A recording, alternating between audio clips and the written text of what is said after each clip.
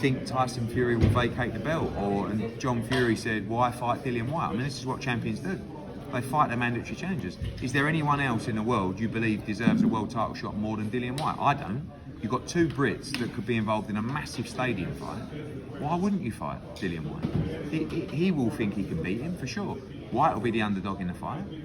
So you can't just sit out for another year and wait for the Joshua Usyk win. I don't think so. So,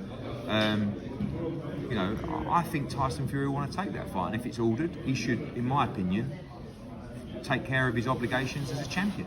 Joshua's been doing it for the last 5 years. Maybe we should have just vacated the belt and not fight Alexander Usyk, and had an easy fight. But that's not what champions do. How well do you think he'll do against Fury? It's a really tough fight. I think Fury's the favourite in the fight. I think Dillian Whyte can beat him. I think he has, one, he has great power. Two, he has a great engine. Three, he's unbelievably tough. He's not going to gas out after 3 rounds. And the style that Fury is fighting with, another question I had earlier was, do you think Fury is slowing down? I said, I don't know whether he's slowing down or he's changing his style. I don't care because I like what I'm seeing. One, because he's more beatable, and two, because he's much more entertaining. Do you know what I mean? When he beat Vladimir Klitschko, don't get me wrong, it was a masterclass. It was so boring, that fight, to watch. His last fight was a thriller. And even the one before that was a thriller. Wilder 2. So is that because he's slowing down, or is that because Sugar Hill is getting him to be more aggressive? I hope it's just, I don't care which one it is, because it gives Dillian Whyte, AJ, all these people more chance to beat him. And it gives the public a thrilling fight. Fury Whyte will be a thriller. So will AJ against Fury, especially if he fights that style. And I think he will. I think he's getting older. And I think he's not, that herky-jerky feint, and I don't think that's him anymore. Great news for us all round. You spoke to Dimitri Salita and their team. They obviously wanted an independent doctor proof of medical reports. What's the situation? Yeah, I spoke to Dimitri Salita yesterday or 2 days ago. We got all the medical information. It's been sent. The commission have it. They have all the reports. We provide what we have to provide, which is not a problem to provide it. There's nothing to hide. Dimitri's just pissed off. I mean, ultimately he's lost 30% or whatever he was taking from the fighter in the payday. So I understand that. But as I pointed out to him the other day, when Alexander Povetkin pulled out of the Dillian Whyte rematch with 7 days to go with COVID, Dillian Whyte didn't believe him either.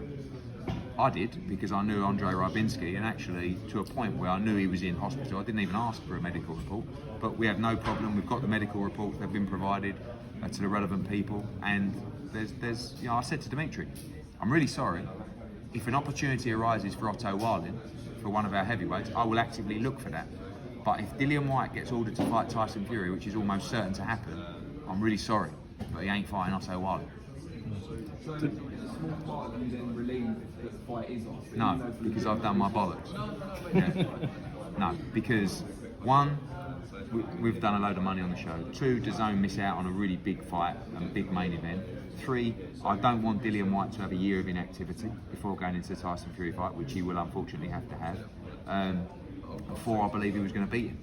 I'm not saying it wasn't a tough fight, but I would very confidently wins that fight. So honestly, this couldn't be a bigger disaster for anyone, as far as I'm concerned. For Dillian, for us, for DAZN, for everyone. So it doesn't.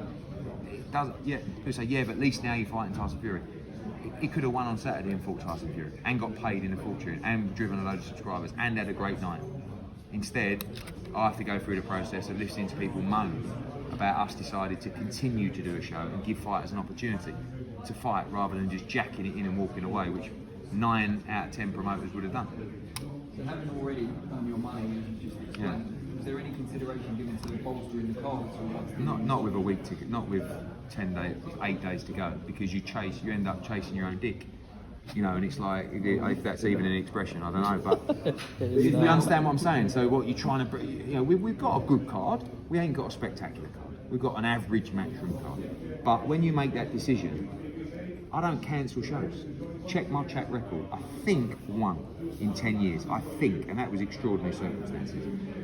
Because I'm not letting all these guys down. And you've got to rehouse these fighters somewhere. They've all trained. They don't get paid unless they fight. And better than that, my reputation is more important. If there's a young fighter or a young prospect that wants to sign with us, they know I don't pull shows. They know I don't take away an opportunity for you when you need it most.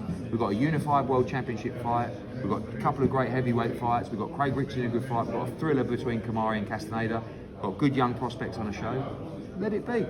But I do have to put up with, in that process, the understanding that I'm going to get trolled for the next 10 days with a load of abuse.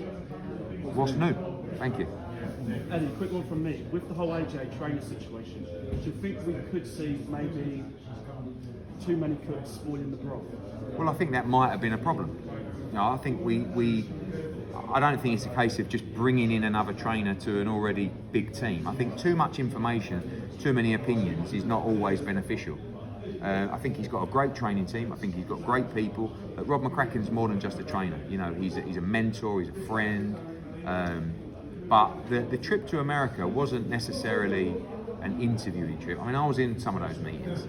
There was no conversations about, do you think, it was talking about the fight. It was talking about their opinion of what AJ was doing right or wrong. And he has to come to terms with what he did wrong before he can put it right.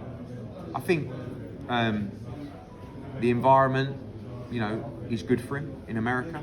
He's under a huge amount of pressure. He can't walk out of his house without getting jumped on, without getting selfies, questions. He was rolling around in San Diego just fresh. So nothing's decided. I think his next move is to go to America in a few weeks and do some proper training. Again, it wasn't like he did a little move around with Ronnie Shields, but he needs to spend time with those trainers. You can't sit down on a sofa and just have a chat and go, yeah, he's definitely the guy for me. And AJ's the kind of guy where he's got to be comfortable with his decision. But he's out there putting the work in, doing the research, and not sitting on his bum sulking. What were you looking for in those meetings? What were you hoping to hear? The most important thing, all I want and all I need is for him to be 100% confident and committed to what he has to do in the ring. That's it. So I didn't go there and say, he's your guy. He's got to think, I believe in this guy. Because he got the tactics wrong. He has to take some of that responsibility himself. He's the guy in there doing it. But so have people that didn't get him to change. Before the fight, in the fight, eventually it was too late. But at some point, you've got to say, no, and I'm sure things were said in the corner. And again, you've got to blame AJ as well. It's not just a case of, but you've got to have you've got to have the communication and the belief that when someone looks you in the eye and says, you have to do this now, that you do it. Rob McCracken, I can't say won in the Klitschko fight, but I'll tell you what, without Rob McCracken in the corner, AJ would never have won that fight. He sat him down at the end of the 5th round when he couldn't even stand up. When he come back from the corner after getting knocked down with a sledgehammer in the 6th round, and he looked him in the eye, and there's a complete trust in that relationship. He still trusts Rob, but it wasn't right that night, and it's got to be put right, but he's got to be comfortable. So all I look for is for him to have energy, to have belief, and tactically he's got to be sound. It's not just a case of go in there and stick it on him. You don't just stick it on a pound for pound great and beat him. But he's got to add elements of what he's learned to the old AJ that was an all-out wrecking machine. Did you perceive him bonding with anyone more than anyone else? I think he got on really well with everyone. I don't think there was one meeting where he was saying, I don't like him, or I think, and it was just chats, Danny. But he loved the chats. We sat there with Eddie Reynoso in his palatial lounge in San Diego, and they talked about the entire fight. And he absolutely loved it, And the next day he went to the gym, and Canelo had him in the ring for half an hour, and they were going through. He's like a sponge. He loves absorbing information and knowledge. Sometimes you take too much information from too many different people. So you need to just be completely comfortable with what you're doing. And the trip was really beneficial. And it also lit some hunger in him, as you saw from his interview with Coogan. He's hungry for it, which is exactly what we need. So a front run in terms of location for the rematch? I'd like to do it in the UK. Alex Krasuk is away. I think he's back next week. And then we'll sit down and start planning. But I would like to do it in the UK. What about Chantal Cameron headlining? She's kind Yeah, I mean, look, last week you had Savannah Marshall headlining on Sky. Next week you've got Michaela Meyer and Hamadouche headlining on ESPN. This week you've got Mary Mcgee and Chantal headlining on DAZN. So women's boxing is going from strength to strength. It's exciting. And Chantal Cameron is one of the most exciting out of all of them. But it's a real fight. You know, I mean, Mary Mcgee didn't like the fact that I was talking about her winning the whole tournament, Chantal. But she's here to win. She's had it tough. Great story. You know, $100 a round, selling tickets out of her car to pay for an opponent. And now she's finally getting what she deserves. See a potential future fight with her and Katie Taylor? 100%. Chantal said in an interview the other day, you know, I kind of believe that I won't get that fight now. That is the fight that I plan after Serrano. Because if she wins undisputed at 140 and Katie Taylor's undisputed at 135, they have to fight. I've always said with that fight, when that fight should be a mega fight. And only now is people starting to realise who Chantal is and she's getting the credit she deserves. If she goes through that whole division, she should 1,000,000% get the Katie Taylor fight. Eddie, if AJ loses, where can you go from here? I just think, you know, fighting for him, it's not like there's no definitive end or there's no, you know, he just loves to fight. Back-to-back defeats are never good. Back-to-back defeats to a pound-for-pound number 2 is never the end of the world. And it's very difficult going into a rematch after losing with maybe a new trainer, and he's going to have to get everything spot on to win that rematch. I truly believe, with everything I'm hearing from him, with where he knows he went wrong, that he can win that rematch. If he doesn't, he's lost twice to one of the best fighters in the world. And he'll still have a huge career ahead of him, but you don't want to be losing twice. Eddie, why is it now we're seeing a different side to AJ, where he's been so It's laid not back? his different side. I just think it's how you know, people talk about letting his guard down. Not really. That's AJ.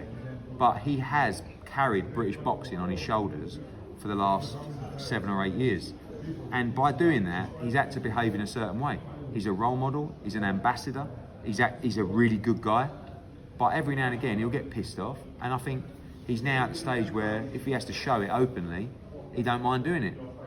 You know, I think fans like it as a very positive, probably the most positive response to an interview I've seen from him for a long time.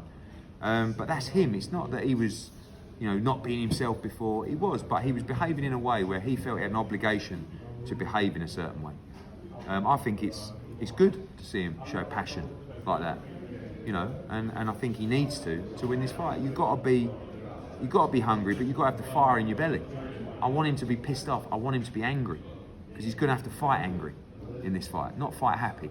You know. What's the latest with Haney Diaz? Haney Diaz. What's the latest? Haney and Diaz, we hope to get it over the line this week. Terms are pretty much there with the fighters. We're just tying up some bits with Golden Boy, and hopefully we can get that announced for December 4th. Cheers, guys. Thank you very much.